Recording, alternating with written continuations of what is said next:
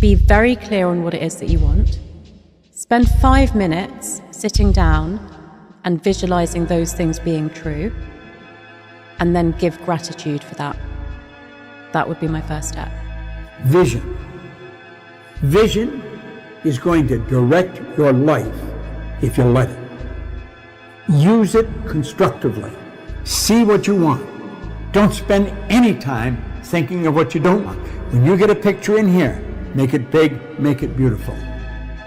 You'll be glad you did. Like nature, the power of visualization is neutral. Like a two-edged sword, it can cut in either direction. It can either make you a success or make you a failure. Visualization brings you whatever you vividly and intensely imagine, whether good or bad. Continually feed your mind with clear, exciting, emotional pictures. Remember, your imagination is your preview of life's coming attractions. If you can see it in your mind, visualize it, it must happen.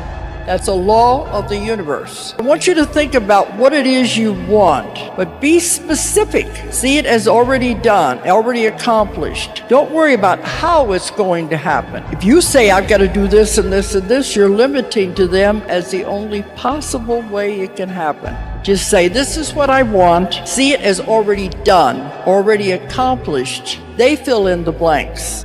Visualization activates your superconscious capabilities and releases your mental potential. The clearer the picture is in your mind, the more rapidly your subconscious and superconscious go to work to bring it into your reality.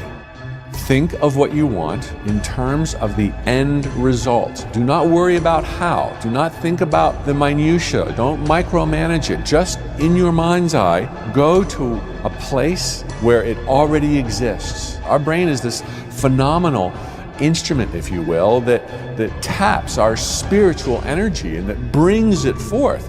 And we dictate what is brought forth with images in our mind of the end result, or even better than images, feelings, emotion. This is what it's all about.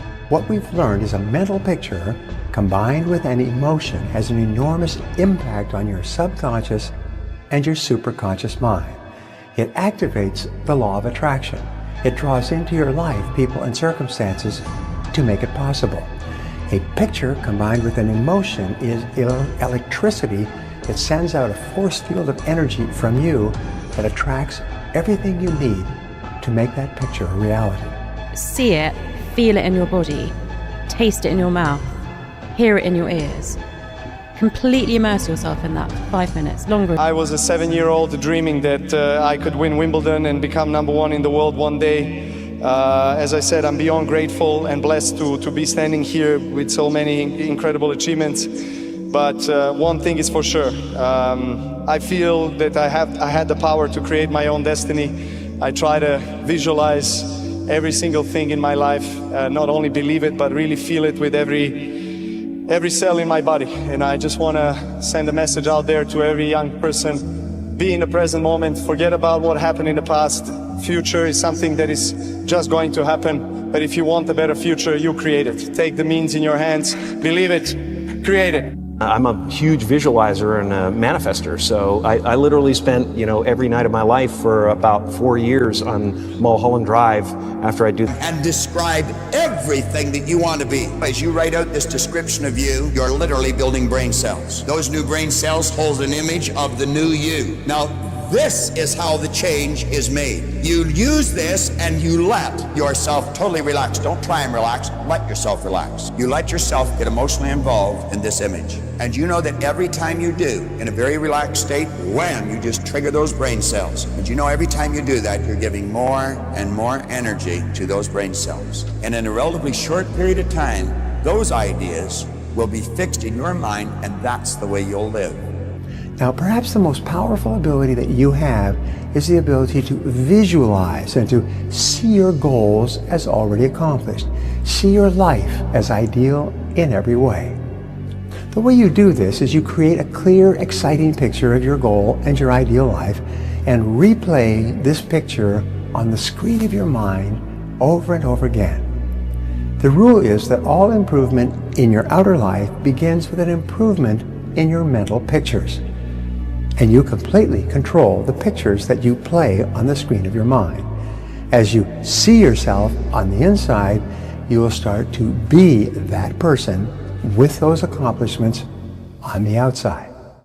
Of healing your trauma, of finding love, of doing absolutely anything that you put your mind to, as long as you are willing to do the work for it, and as long as you give up your timeline.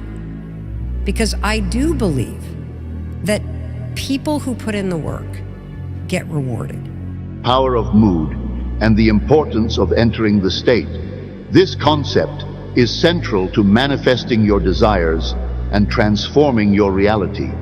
Our inner state, or mood, directly influences the world we experience.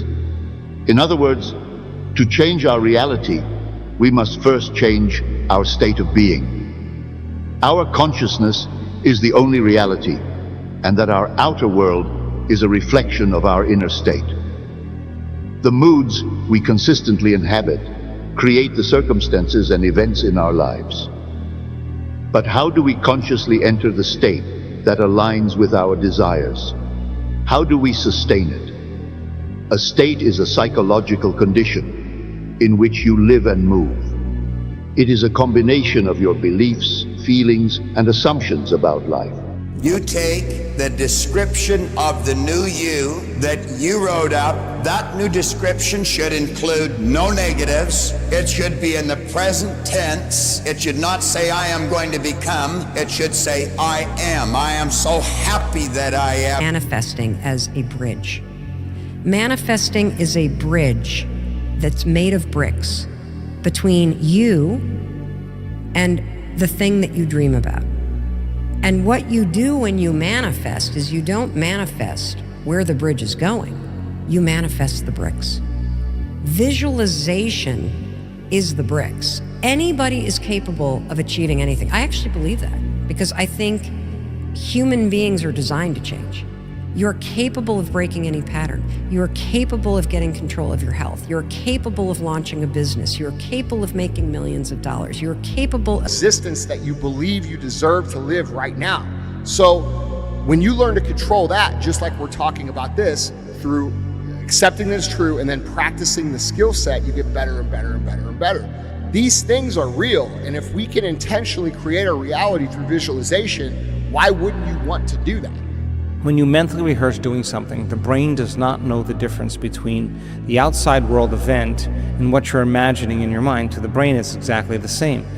So as you begin to rehearse what you're doing and you put yourself in the scene and you practice it, if the brain doesn't know the difference between the real life experience that's out there and what you're rehearsing in your mind, experience creates circuitry in the brain. So you start laying down hardware in the brain to look like you've done it, to look like you've already experienced it. Now the brain's, as I said, no longer a record of the past. It's now becoming a map to the future, okay? Keep practicing it, doing it past that point, keep rehearsing it, then all of a sudden nerve cells that fire together, wire together, it gets more automatic, it gets more like a software program, it becomes easier to do. Now, here's an interesting point. When you set a new goal for yourself, your image or picture of this goal will usually be vague and fuzzy. But the more often you write it and review it and repeat it mentally, the clearer it becomes for you. Eventually, it becomes crystal clear. At that point, the goal will suddenly appear in your world exactly as you imagined it. But when it comes to manifesting based on science, I want you to think as many you can. And then just be so grateful for all of that. Essentially what you're doing is moving your brain from a fear state to a trust state. And that is the gateway to making these changes. Most people don't use their imagination constructively. Most people use their imagination destructively. They imagine what they don't want. We've got to consciously and deliberately imagine what we do want. If we will take and sit down with a pen and ask ourselves, what do I really want? What do I really want? And write it down. And then make a written description of it in the present tense. Writing causes thinking. Thinking creates an image. And you get these images going, you're building a vision in your mind. what you visualize will become your reality. It just will, if you're willing to put in the actions behind it. And people think that law of attraction is something that they can believe in or not believe in, when in reality, it's happening whether you recognize it or not. Because if you go back and track your thoughts and you audit your thoughts honestly, you are living the